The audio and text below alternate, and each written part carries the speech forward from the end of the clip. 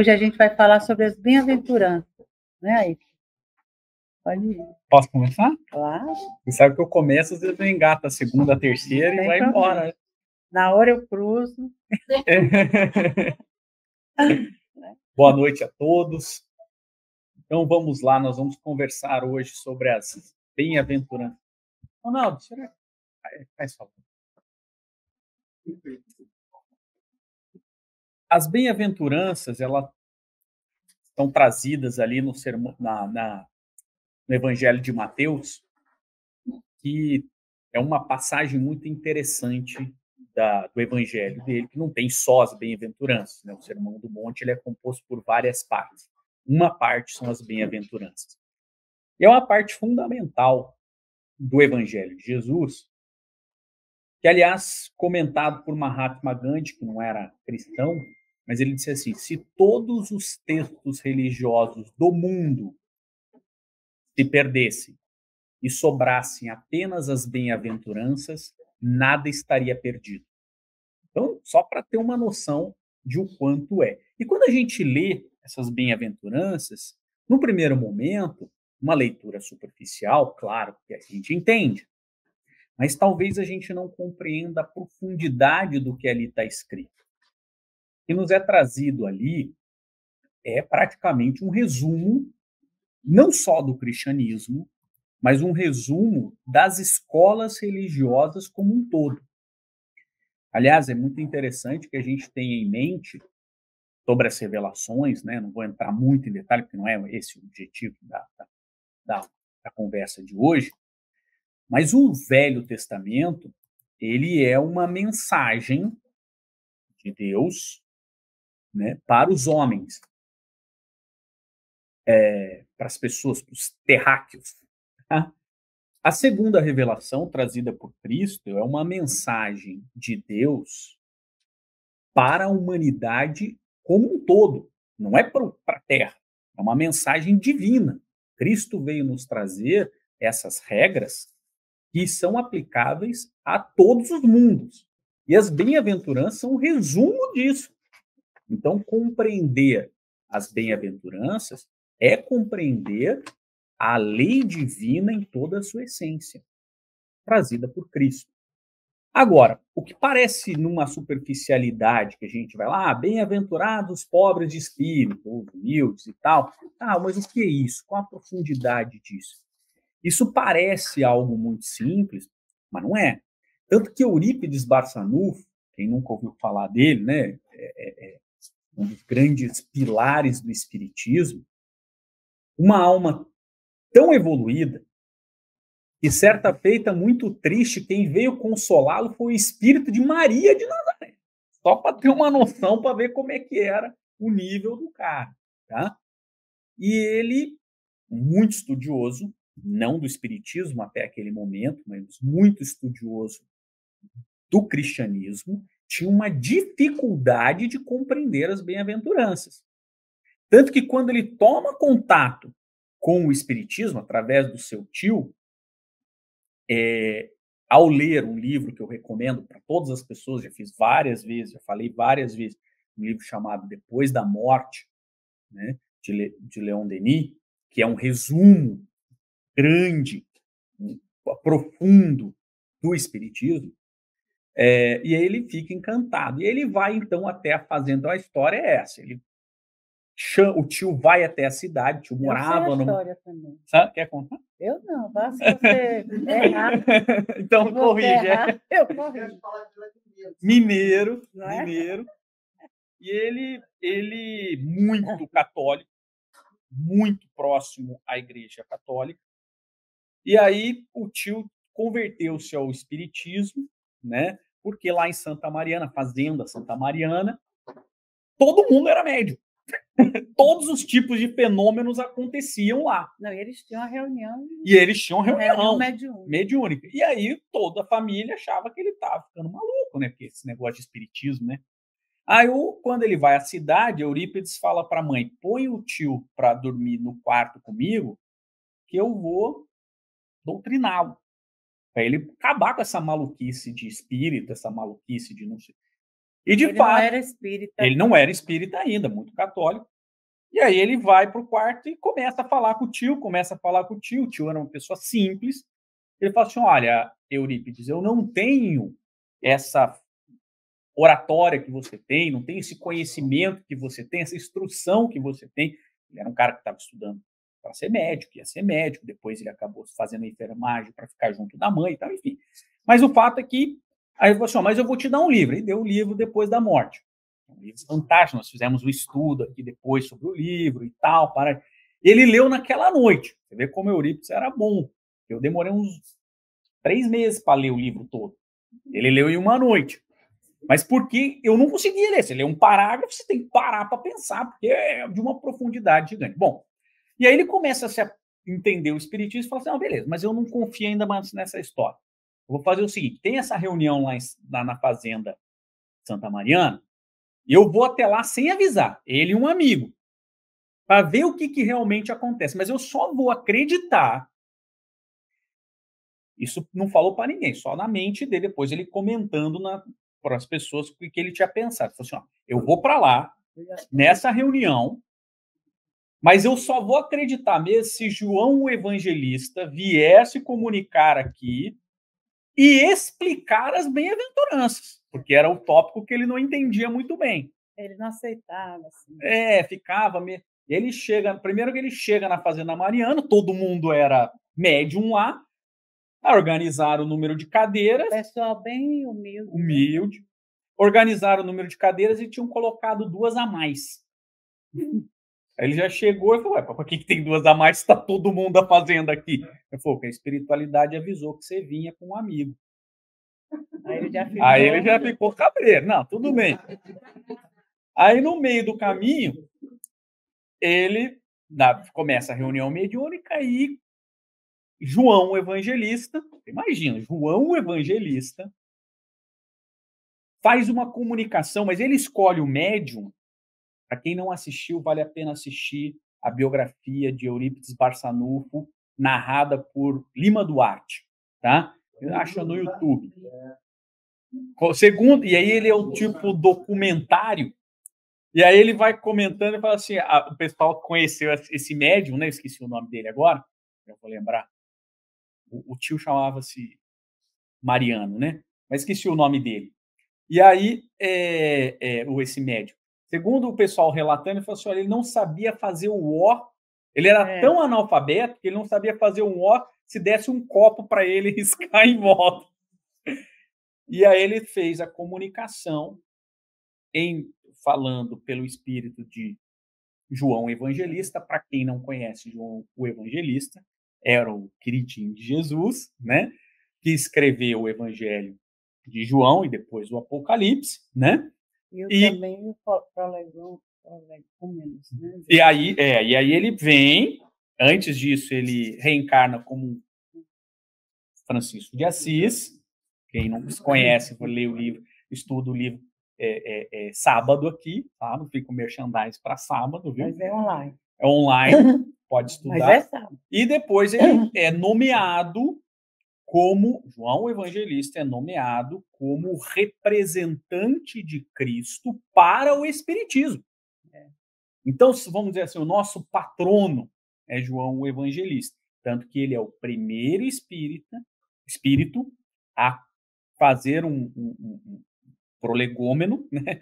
E a dar uma mensagem antes até do Espírito de Verdade.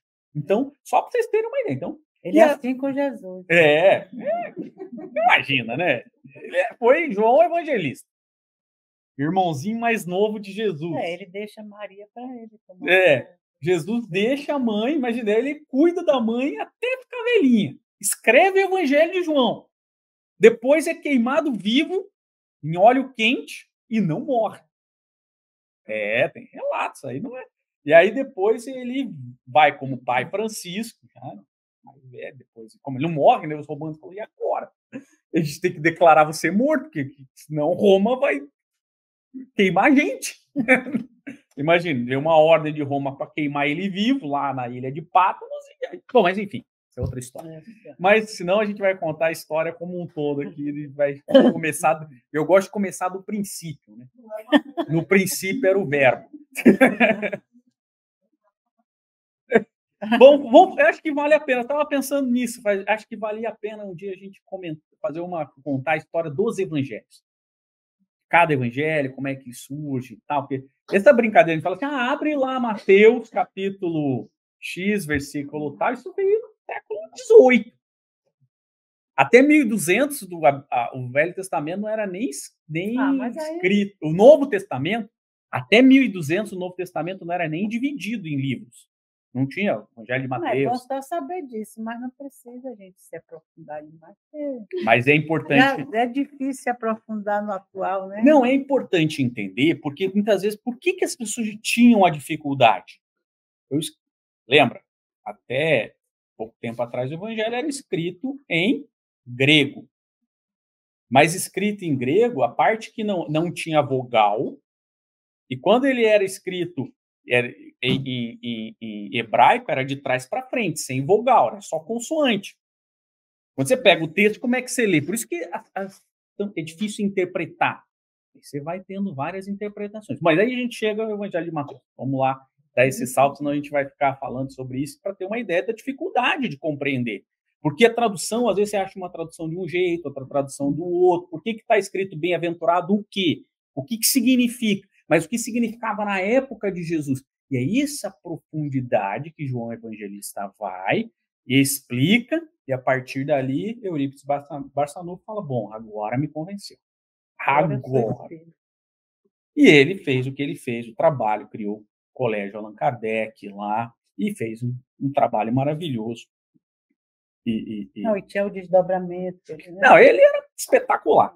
Esse é outro dia eu falei que ia fazer, né? Coisas que aconteceram numa a história época do Eurípides, né? Que hoje a gente fala sobre isso, estuda sobre isso, e admira, né, os acontecimentos mediúnicos, inclusive, né? Mas era uma época que não tinha muita chance de haver a corrupção dentro né, das mensagens mediúnicas, né? Será que está transmitindo? Não sai, só não. Saiu, né? Será? Não sai? Então tá. Não, que tá aqui. Tá bom. Então pronto. Esse astronauta que deu a passagem e era analfabeto. Era um trabalhador da fazenda. Falando em português. No português. Escorreito. Bem correto. Perfeito. E ele não sabia, imagina. Ele não sabia nem as palavras. Ele não sabia escrever relato de quem estava lá no tempo. Não sabia escrever o ó, se desse um copo para ele riscar em volta. É por isso que eu estou dizendo, naquele tempo, como não havia meios de se forjar, de se burlar nada, eram os efeitos que aconteciam, né, através da mediunidade, eram maravilhosos. Mas aí pouca gente sabia daquilo, porque era mais aquelas pessoas que estavam ali, né, interessadas. E aquilo também, para passar adiante, demorava um pouco, então, né, não ficava uma coisa tão... Não difundia, né? Hoje não, pelo WhatsApp já manda, o cara, ao invés de botar João Evangelista, diz, ó, Jesus, chegou lá pelo rapaz, aí já depois. Quem conta um conta, aumenta o ponto, né? Aí quando chega nos livros, já está tudo meio cavernoso, que não dá mais para acreditar. Então, assim, para a gente ter uma noção de quanto isso é profundo. Por isso que acho que essa introdução aí é para a gente poder visualizar o quanto esse assunto a gente pode tratar ele de uma forma superficial, mas se a gente for num nível de profundidade, cada bem-aventurança é, no mínimo, uma palestra, para começar.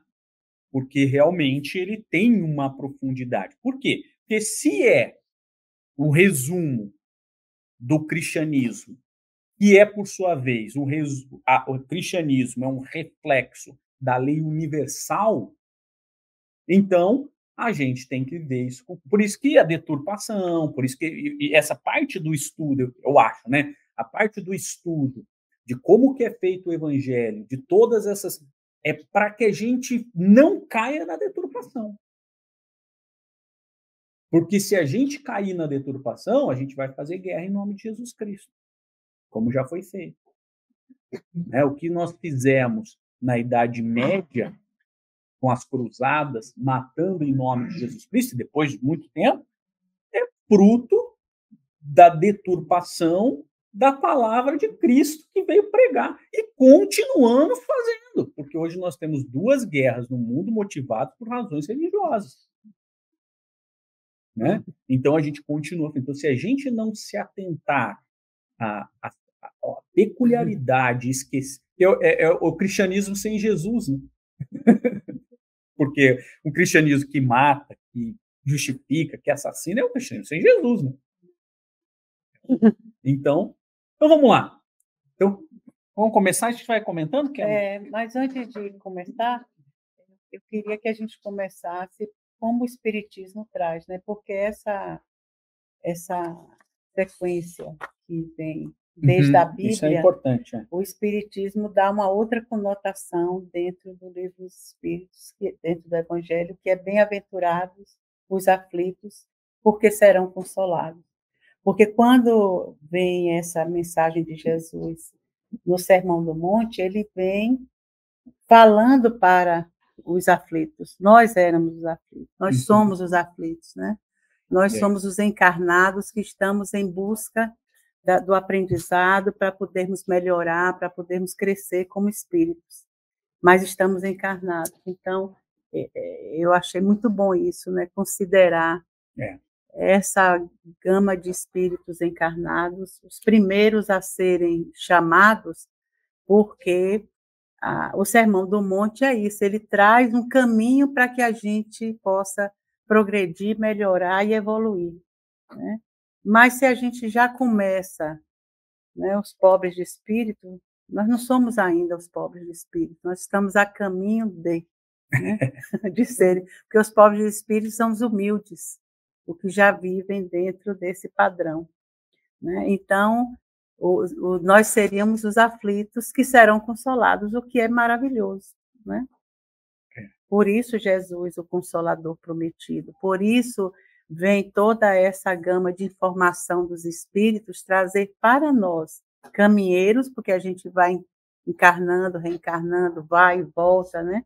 Porque a gente sabe que a natureza não dá saltos e a gente era da pá virada, agora a gente já está, né, vindo para poder aprender a apreender os ensinamentos de Jesus desde aquela época que a gente não conseguiu, mas já vinha agora com outra proposta, botando para dentro toda essa gama de informações para que a gente possa se reconstruir e querer ser um pobre de espírito, e querer entrar nesse caminho que Jesus bota, essa marcha, né? É uma marcha para a perfeição, então ele bota essa escadinha de propostas que a gente vai se qualificando aqui e ali, a gente nunca está numa coisa só, né? Está em todos os degraus da escada. E aí é bom a gente saber disso, né? Desse presente maravilhoso que a gente tem, que não fica aquela coisa longe de nós, né? Se os aflitos serão consolados, são consolados como? Aprendendo a ir para o outro degrau.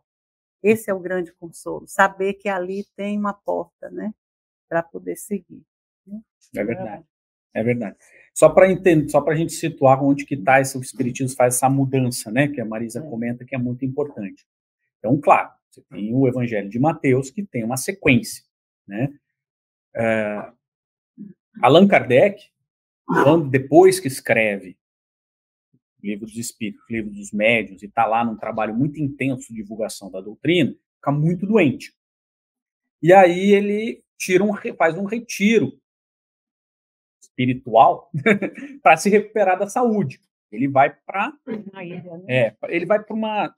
uma praia, né, que é Santa Adresse, que é como se fosse Petrópolis. Vai lá para praia, vai para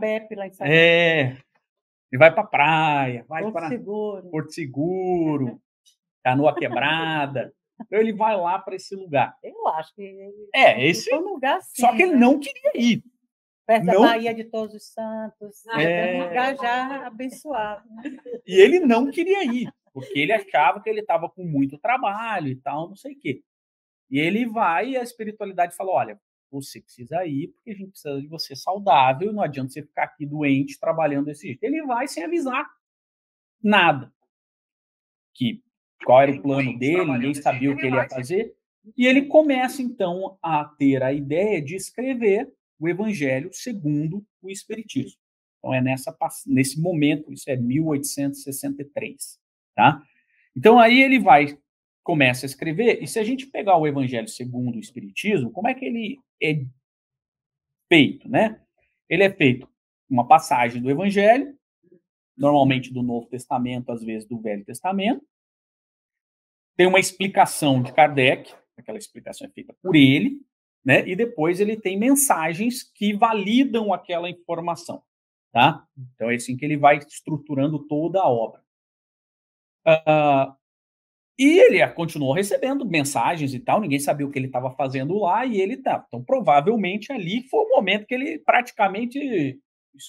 Kardec não era um médium ostensivo, então ele não psicografa aquelas informações, mas com certeza ele estava muito bem intuído ali de vários espíritos, especialmente, provavelmente, João, o evangelista, que o acompanhava em vários momentos nessa formação. E aí o que acontece?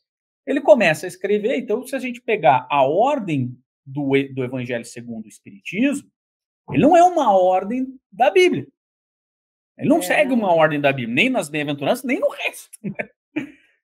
Ele não segue, não necessariamente ele comenta a primeira parte lá, o nascimento de Jesus, tal, até porque ele já deixa claro, não estou aqui para discutir fatos da vida corriqueira de Jesus, não estou aqui para discutir os milagres, eu só vou focar na moral do Cristo.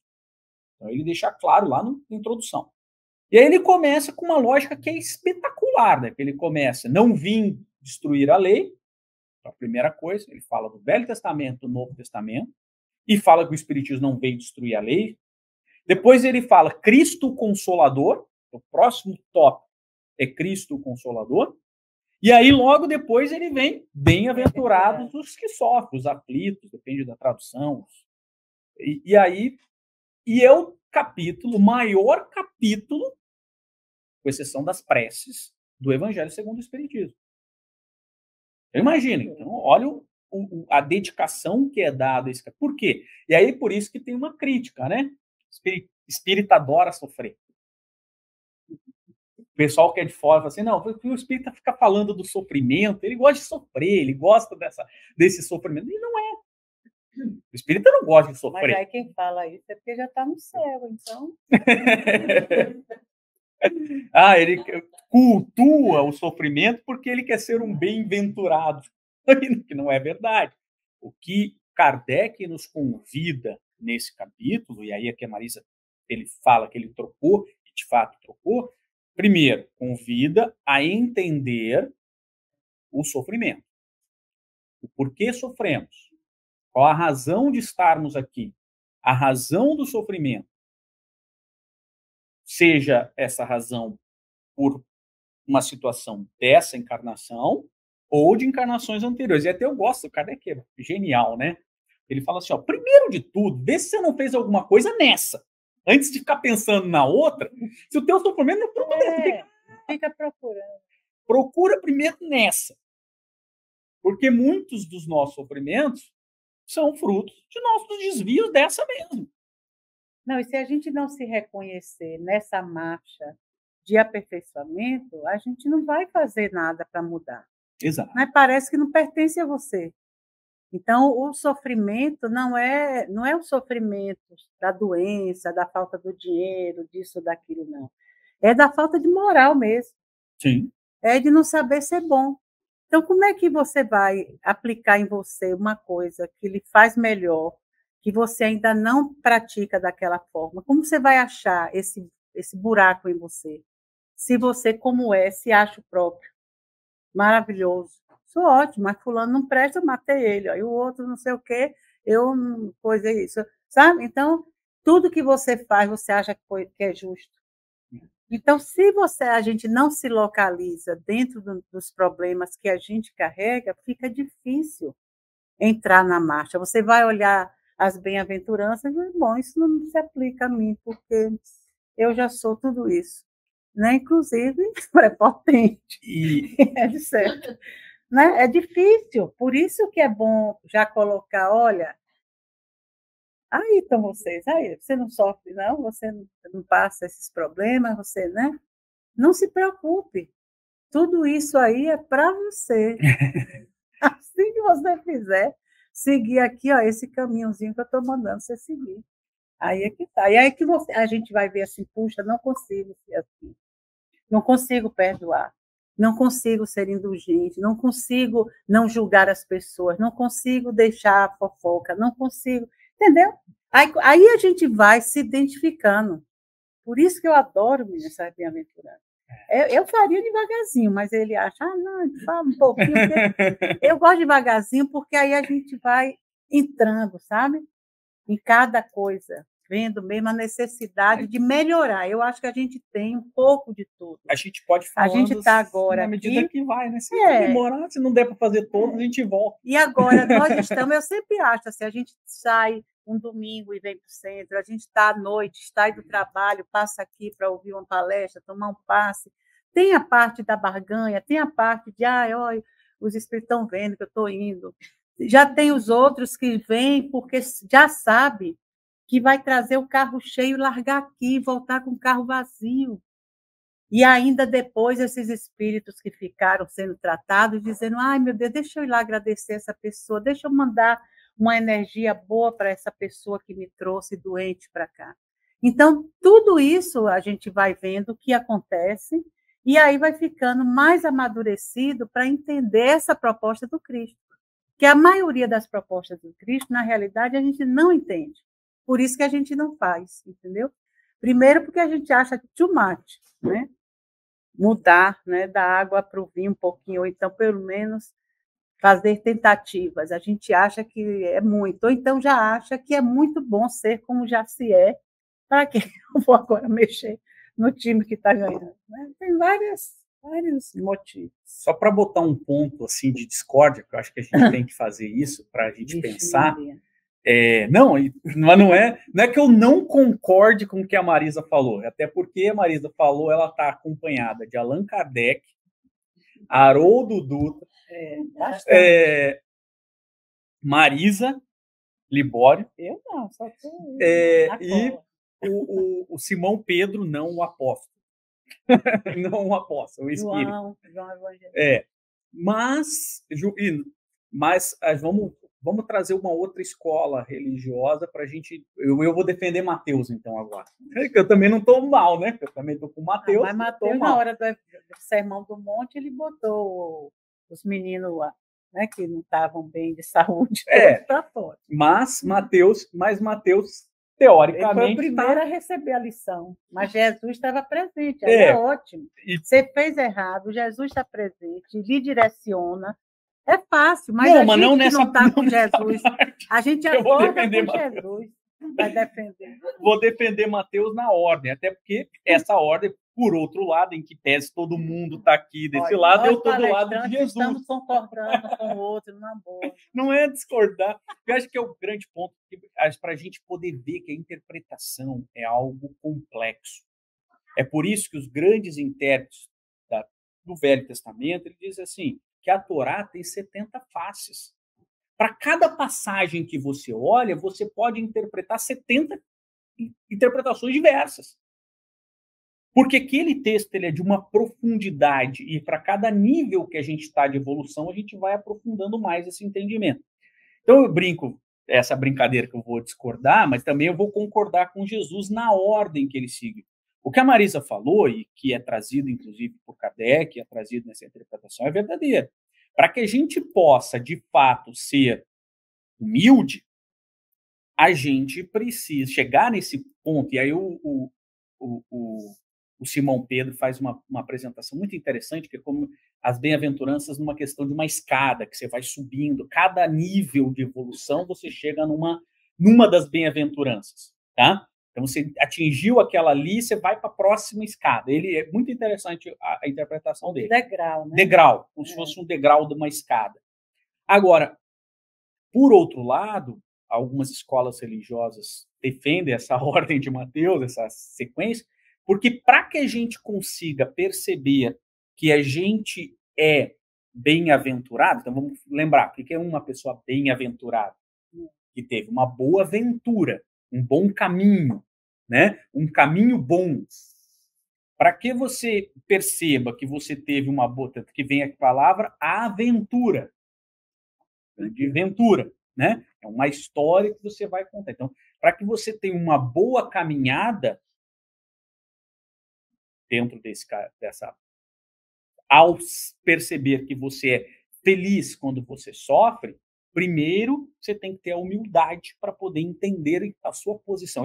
Essa é a visão aqui de algumas escolas religiosas. Então, não que o espiritismo traz uma inversão, porque é errado primeiro você tem que ser, você tem que sofrer, tem que saber sofrer, para daí você atingir a humildade. Mas, por outro lado, você também tem que ser humilde o suficiente para poder entender que o seu sofrimento é fruto de um equívoco do passado e não de uma ordem de Deus. Porque senão você está se colocando na situação de Deus, ou então porque é injusto, porque Deus pode ser injusto também, né, para algumas pessoas, sim ou não. E aí você se coloca acima de Deus, ou pelo menos no mesmo nível de Deus. E se você está no nível de julgar que Deus é injusto, é porque você está no mesmo nível ou acima dele. Então é necessário que você tenha que ter a humildade para você compreender a pequenez, para daí chegar a compreender de fato que somos bem-aventurados, ou seja, somos num caminho de boa aventura, um bom caminho quando a gente está sofrendo.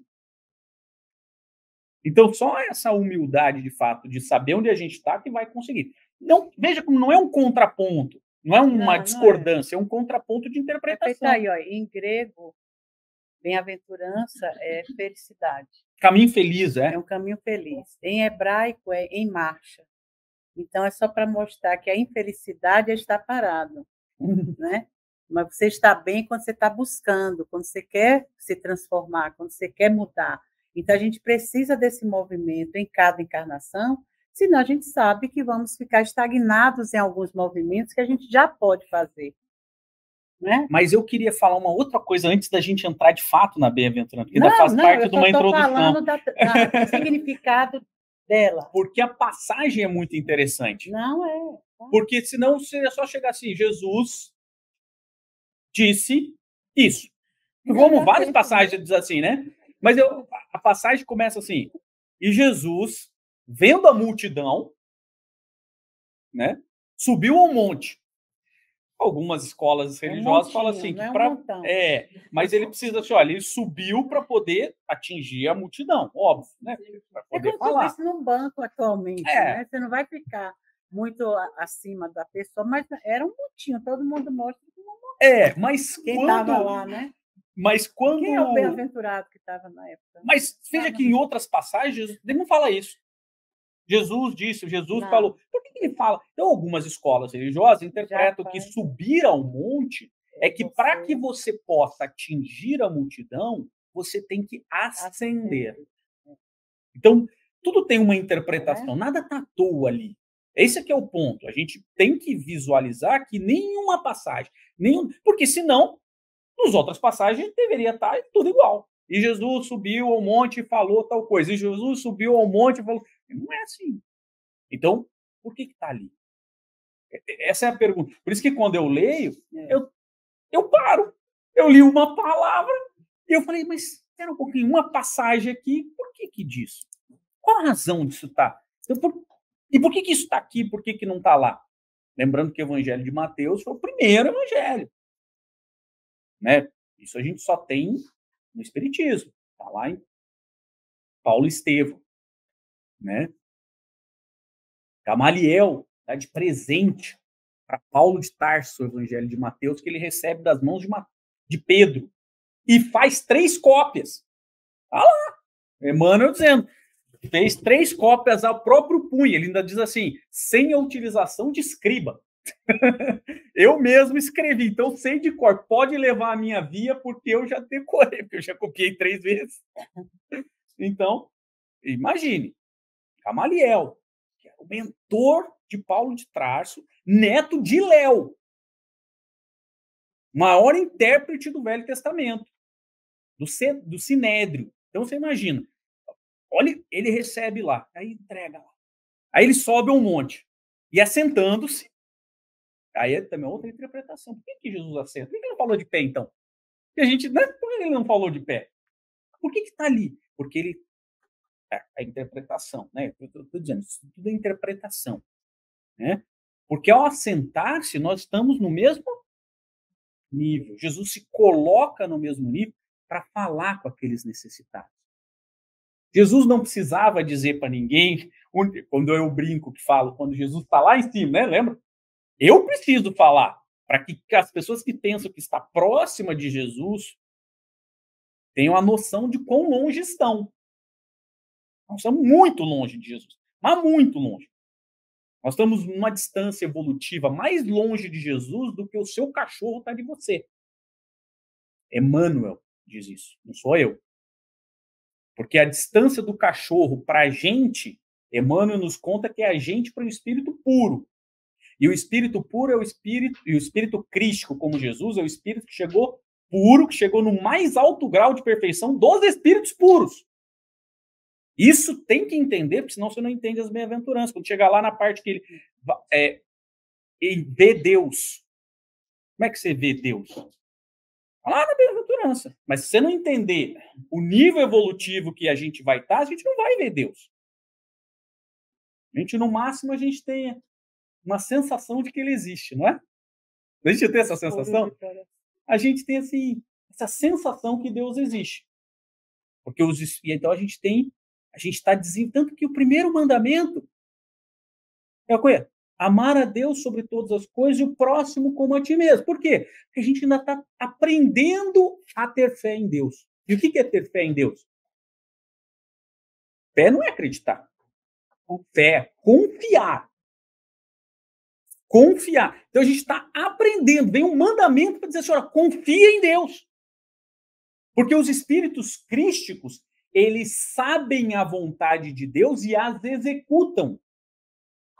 Vocês sabem a vontade de Deus? Deus fala com vocês e vocês executam? Por isso que Emmanuel chama Jesus de co-criador em plano maior e nós somos co-criadores em plano menor. Então a gente precisa entender. Agora, Jesus não. Para que ele... Imagina se Jesus, com todo o conhecimento dele, resolve falar como espírito Cristo. Ninguém ia entender. Não, uma coisa que eu achei interessante também, né, que o Humberto de Campos traz no livro Boa Nova, é quando Mateus é abordado pelos três rapazes, mas um tinha problemas mentais, o outro era muito pobre, muito humilde. Todos três tinham problemas, tanto de saúde como financeiros e tudo. E eles vão até Mateus porque sabem que Mateus é que está coordenando a parte, né, que vai dos apóstolos que vão fazer aquele trabalho com Jesus. E aí eles pedem para ajudar também nessa construção do reino de Deus. Né? E aí o Mateus humilha eles e diz, vocês não são nada, vocês estão fugindo aí, moram na rua, porque não pode nem ter casas. E não sei o que um aleijado pode fazer para ajudar? Um aleijado não pode nada, um meio doido, o outro é meio também baratinadinho. Então, vocês não têm condição de ajudar, né? E aí eles vão embora todos assim tristes, e quando Jesus fica sabendo, vai lá em Mateus e diz a ele, Mateus, precisamos amar e aceitar a preciosa colaboração dos vencidos do mundo. Os vencedores da terra não necessitam de boas notícias. Nas derrotas da sorte, as criaturas ouvem mais alto a voz de Deus. E é quando realmente estamos mais doloridos e mais confusos e mais carentes, é que a gente procura o amparo de Deus na doença. Então, a gente precisa ter esse olhar também para todas as pessoas, né? Às vezes, dentro do centro, eu aviso isso, porque às vezes dentro do centro entram pessoas mais desequilibradas que nós, porque nós não somos totalmente equilibrados, de nenhum, né? Eu não sou, não. Então, quando acontece isso, a gente tem que ter confiança de que aquela pessoa está no melhor lugar que ela poderia estar, né? E precisa do amparo. São os desafios que vão aparecendo para nós e dentro do centro espírita, que a gente deveria estar bem bonzinho. Mas aí a gente vê que muitas vezes a gente não está. A gente queria aquelas pessoas longe da gente. Então, a gente precisa ter esse olhar para os testes que vão nos acontecendo nesse momento, né, de regeneração, nesse momento em que todos nós, espíritos, estamos convidados a melhorar para podermos progredir mais e mais. Então, a gente tem isso já na mão, desde o momento que a gente, todas as semanas, adora ouvir as conversas sobre o Evangelho, sobre os espíritos, sobre o mundo espiritual, sobre o que há de vir. Né? Nós mostramos já essa vontade de entender. E isso é precioso, porque eu acho que na hora quando forem fazer a fila, vão dizer, pega o pessoal do QSSF que está ali reunido. Eu acho que na hora não vão deixar a gente descer para... Não é? Acho que não, eu tenho certeza disso. Não, pelo menos vai depender da gente. Agora, se não me chamarem, por favor. Agora, só tem uma observação que eu sempre faço. Brinquei uma vez até com o Ronaldo, né? Se você tem muito medo do umbral, é porque você já está nele. O umbral é um estado de espírito, e não um lugar físico. Então, e tem tudo a ver também, aqui já é falado dessa parte mesmo. Então, é tudo que todo o resumo do cristianismo e do espiritismo, naturalmente, vai estar aqui nas bem-aventuranças. Tá? Então, aí continua ali dizendo assim, então ele assentou para falar com todo mundo, para ficar no nível, porque a gente precisa ser claro na nossa mensagem. Não vai adiantar nada ele falar como espírito crístico, né? Até porque ele não seria humilde se ele falasse, ó, presta atenção que eu sou um espírito crístico aqui, todo mundo vai aprender comigo aqui, né? E aí ele diz assim, aproximaram-se dele seus discípulos. Ué, mas eles já não estavam perto? Por que ele coloca aqui? Porque nem outra passagem eles falam que aproximar. Algumas interpretações falam assim, porque Jesus, aí nós do clero, e depois a massa, né? Por isso que eu tenho que rezar de costas. Aliás, falar as palavras, fazer palestra de costas e vou falar em latim. Nunca foi jeito. Olha a interpretação que é dada. Olha a interpretação que é dada nesse detalhe. Por que aproximaram-se de Jesus os discípulos? Tem uma parábola que fala sobre isso. Parábola do semeador. Porque os discípulos, ele não falou que Pedro, Mateus, os discípulos têm que se aproximar de Jesus. Porque nós seremos o solo fértil. E só seremos o solo fértil quando nós estivermos próximos. É o que a Marisa acabou de falar. Nós estamos tentando aprender, nós estamos tentando entender, nós estamos tentando buscar. Então, nós somos o solo fértil. Mas só é o solo fértil aquele que se aproxima de Jesus. E quer, porque senão nós seremos o solo pedregoso, o solo com espinho, né? Então, a semente que vai... Então, Jesus está jogando a semente. Essa aproximação é justamente essa compreensão do que ele quer nos mostrar, qual é o caminho de verdade de vida. Por que isso? Ainda que eu ainda esteja discriminando o aleijado, Mateus, né? Eu quero aprender. Ainda que eu ainda esteja cometendo os meus erros, eu quero acertar. Por isso que a gente vai se aproximar. No final, né, na hora depois do sermão, que eles vão ter, Mateus, né, prepara, que tinha mais dinheiro, né, prepara lá um comes e bebes, né, para algumas pessoas. E aí os primeiros que ele convida são esses três. Ele vai lá e se redime na mesma Aprendeu na hora. E a gente tem essa oportunidade, porque Mateus, no seu tempo, cresceu com a cultura hebraica do seu tempo, em que, se você é puro e toma contato com o impuro, você torna-se impuro. Então, quando Mateus faz isso, não é porque ele não gostava do aleijado, é porque ele foi treinado para isso. E quanto nós somos treinados? Nós somos treinados que a mulher é inferior ao homem, nós somos treinados que porque a pessoa tem uma cor diferente, ele é inferior a mim, eu sou treinado porque eu tenho uma opção sexual diferente da minha, ele é inferior a mim. Ok, não tem problema. Mas agora você está tendo contato com a mensagem de Cristo. E o que você vai fazer com ela? Você vai continuar jogando fora o aleijado? Você vai continuar? Não, Mateus mostra esse exemplo. Não, vamos lá. Beleza, eu aprendi a minha vida inteira que se a pessoa tinha uma cor mais escura do que a minha, ela era inferior. Mas agora eu aprendi que isso não é verdade, porque o Espiritismo vem dizer assim, amigo, cara pálida. Literalmente cara pálida, né? Tá errado.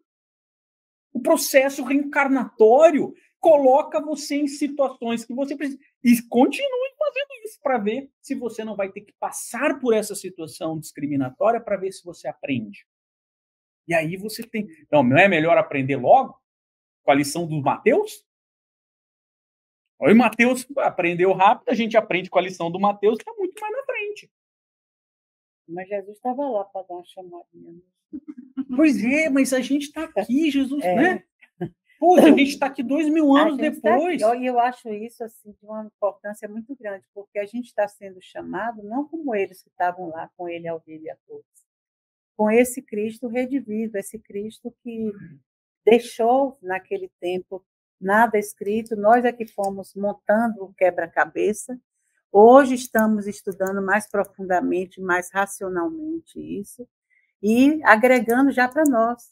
O que é que eu posso fazer? Nós somos o Mateus de hoje. O que é que eu faço com essa mensagem? Será que eu vou sair daqui agora, o primeiro aí transeunte que eu não for com a cara, ou que tiver qualquer coisa, que algum padrão que eu não goste? Diferente do meu, né? Porque às vezes não é nem que a pessoa, tem cabelo. Eu vou evitar ou achar que é menor, né? Porque às vezes a gente não acha que é nada de ruim, mas acha assim, fulano é menos. É um pouquinho menos.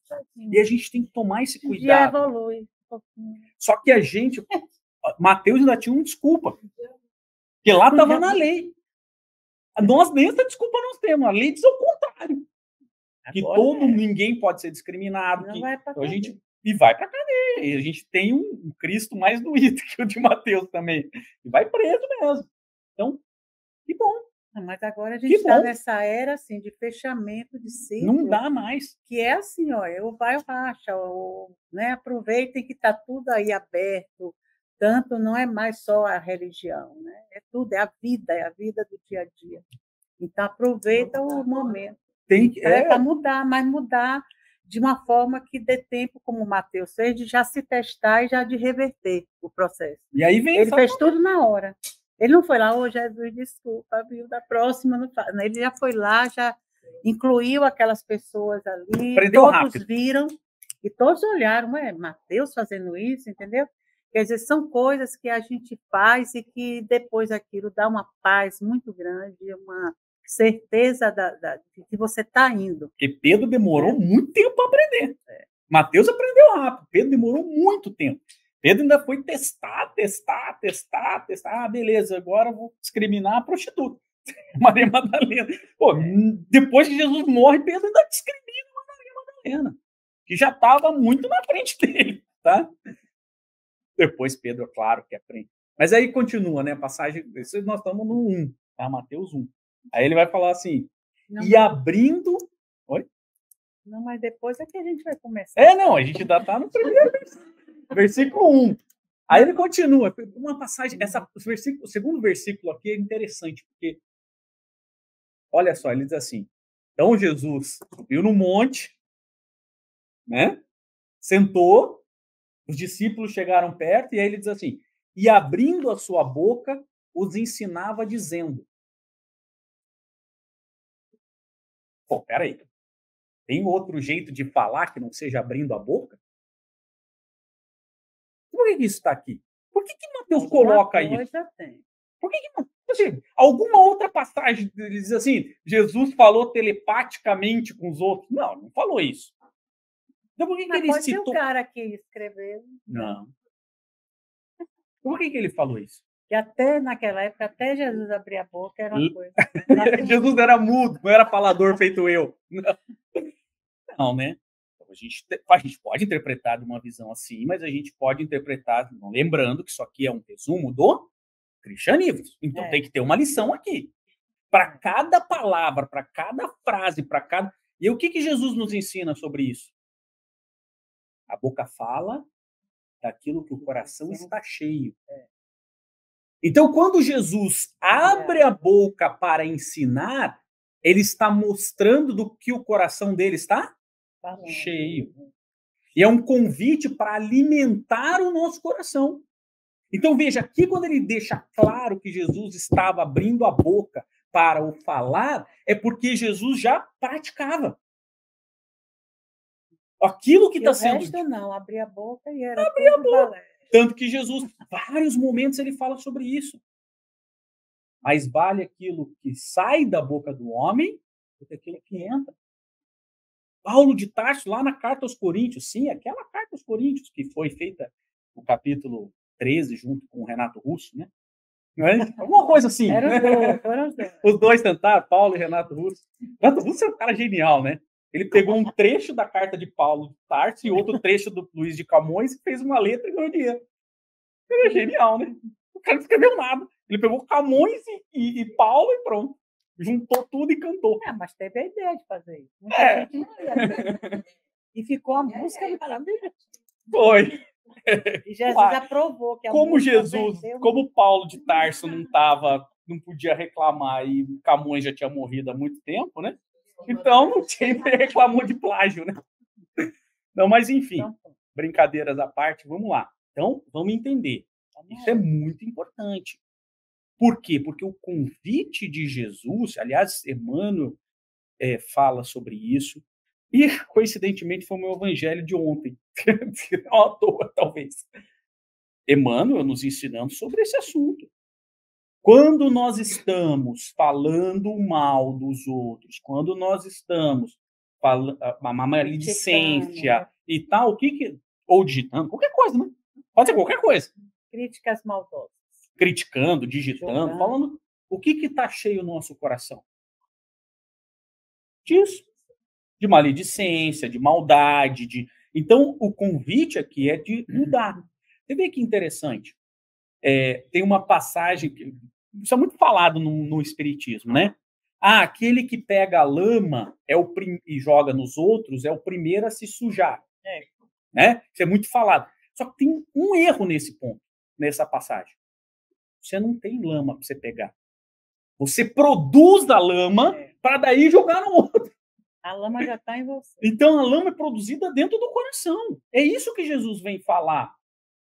Então, se você chegou ao ponto de falar a lama, jogar essa lama, é porque isso já está dentro do seu coração.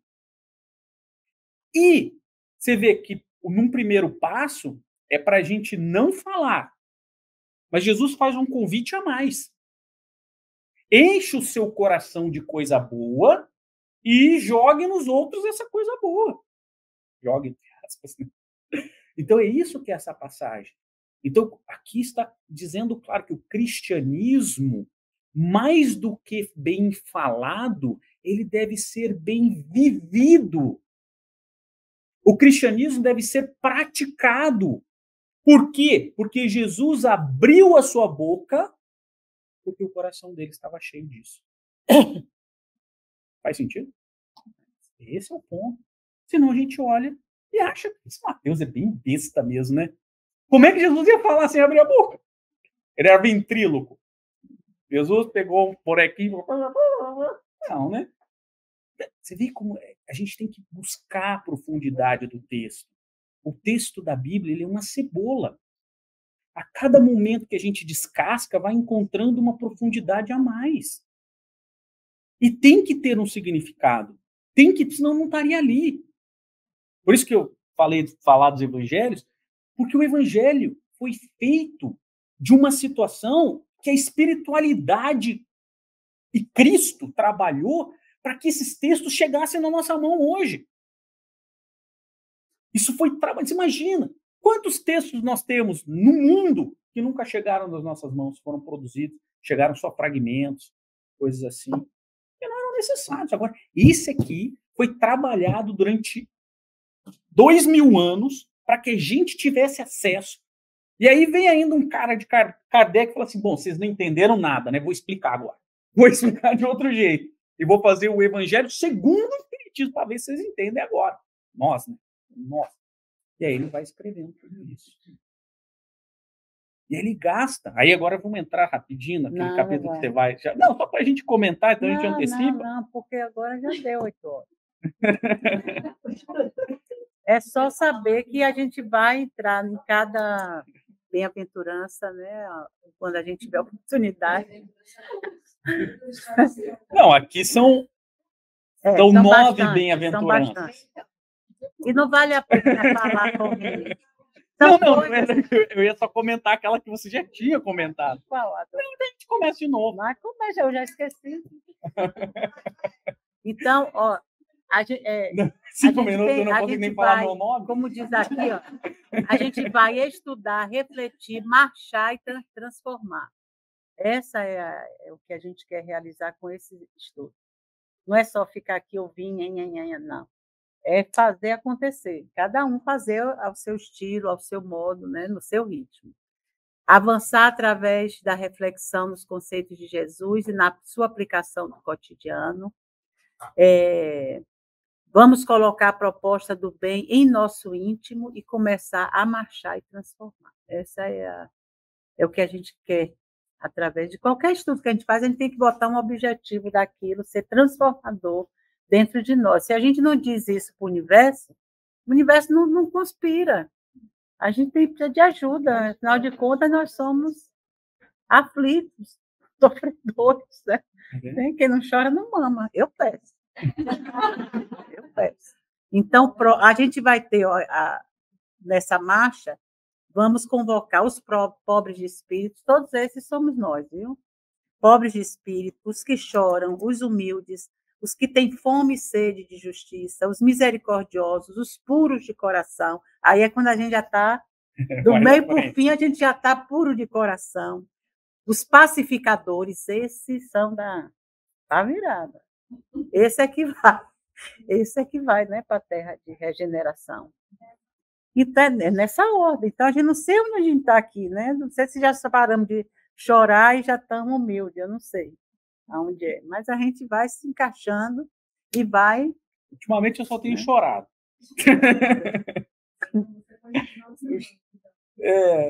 Talvez. Mas é gostoso, mas porque talvez a gente menos, vai botando os conceitos para dentro e vai treinando depois.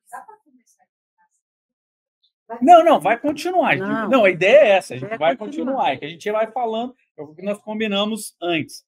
São 8 tópicos. E, às vezes, dá tempo no mesmo Não, nós estamos entendendo o que é. A gente entendeu o que é amar. A gente entendeu. Então, o que é que Jesus quer da gente, o que ele quis na época para aquele pessoal todo, aquela multidão que estava em volta dele, que a gente estava lá, mas nós somos a galera que ali entrou por aqui, saiu por aqui, a gente desbandeirou.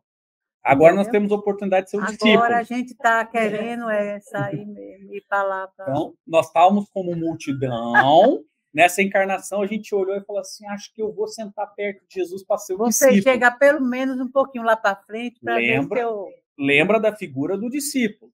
Nenhum dos discípulos de Jesus eram puros, bonzinhos, tudo evoluído e tal. Eles foram moldados.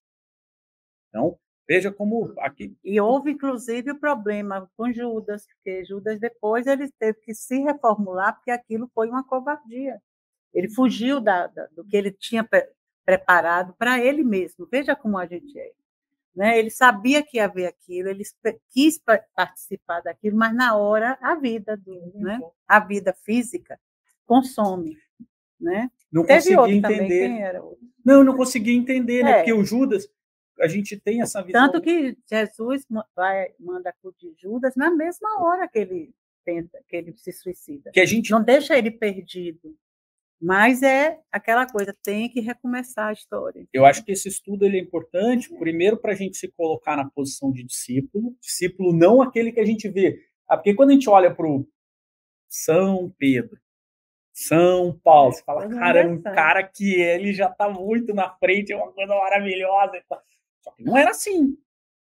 Paulo, para chegar a São Paulo, ele matou um monte de cristão antes, né? Então, e acho que nessa primeira posição, discípulo, porque o discípulo de Jesus não é o perfeito, é o que quer ser. Acho que é o primeiro ponto desse estudo. E que às vezes vai falir Às vezes não. A maioria não. Então, Judas... E aí Judas é um bom exemplo. Porque não pensa, às vezes quando a gente pensa em Judas, a gente pensa, o cara traiu Jesus, não gostava de Jesus, gostava de dinheiro. Não era isso. Ele amava Jesus, ele sabia, só que ele achava que Jesus estava muito devagar. Muito devagar. Esse negócio de bem-aventurança, 9 bem-aventuranças em 9 aulas de 10, né? Porque tem essa introdução. Não dá, é muito devagar. Vamos acelerar, vamos agilizar, porque eu já entendo tudo de uma vez e já põe em prática. E esse era o problema de Judas. Judas achava que Jesus era muito devagar, muito... A mansuetude de Jesus era um defeito. E aí o que ele queria? Se uniu com o Sinédrio para trair Jesus, entre aspas. Ele não estava traindo Jesus. O plano dele não era trair Jesus. Era que o Sinédrio prendesse Jesus, isso armasse uma revolução contra Roma, Roma fosse expulsa da Terra Prometida, né? E aí, quando ele assumisse o trono, ele ia se levantar e entregar, dar para Jesus, para ele administrar tudo aquilo. Ele achava que era um trono, que era uma realeza. Né? Mas normalmente, quando a gente está desorientado, fora da proposta maior, a gente tem essa tendência a não interpretar bem as coisas. E é assim mesmo. Mas é assim que a gente vai aprendendo. E aí a gente fala, mas Judas, né? Judas. Tanto que Judas depois já virou... Mas ela fala assim, mas Judas está errado. Paulo de Tarso, quando converte ao cristianismo, faz o mesmo plano. Faz o mesmo plano de Judas. E aí ele vai com aquele plano e fala assim, Pedro, tem um plano aqui, ó, supimpa. Supimpa é uma coisa, né? De Paulo de Tarso, né? Supimpa é do tempo de Paulo. Tem um plano, ó, maravilhoso e tal, nós vamos chegar aqui. Aí Pedro dá aquela olhada e fala assim, o teu plano se parece com o de Judas. Aí Paulo se assusta, né? Porque eles queriam unir, né? Ficarem mais ricos do que estavam. E não tinham aquela ideia do reino de Deus, algo construído dentro de nós, de dentro para fora, coração a coração, palmo a palmo, entendendo cada uma das bem-aventuranças e tentando praticar durante aquela semana. Esse é o cristianismo. Não, vamos colocar um presidente, um rei, um imperador que vai ser cristão e vai impor goela abaixo que vocês mudem e sejam cristãos. Olha, era o que eles imaginavam. Tanto que quando Pedro e André, que são convidados, né? Não, eu vou falar demais. Mas eles são convidados ali, né? Vamos construir o reino de Deus. Pedro fala, um reino? Mas aqui em Cafarnaum, né? Ele olhava para Cafarnaum, assim, meia dúzia de gato pingado. Assim, você tem ideia do tamanho do Império Romano? Você tem ideia do tamanho do Império Romano? Quando o espírito reencarna, como a parte material da vida consome ainda o espírito. Porque eles já estavam preparando. A gente viu isso no nosso Lar 2, né? Como o mundo material consome. Então, a gente precisa ter esse olhar diferenciado. Por isso que eu acho que as lições de Jesus são muito atuais e muito boas de serem repetidas, porque às vezes a gente diz, já ouvi isso, já li isso, já não... mas a gente não ainda está longe de interiorizar uma proposta assim, um dia eu farei assim. Nem isso a gente diz, porque a gente acha que o que faz está bom. Não, eu sou tão boazinha, entendeu? Mas de bonzinho o inferno está cheio, então a gente precisa estar acima disso. E é gostoso, é gostoso. Quanto mais surra de Bíblia, melhor. Aí André vai sair no shape. Aí André vira para Pedro e fala assim, então, mas a gente pode juntar aqui Betsaida, Antioquia, não sei quem, faz um reino. E o que Humberto Campos conta? Que Jesus olhou para eles e aguardou gostosamente para contar o segredo depois para eles.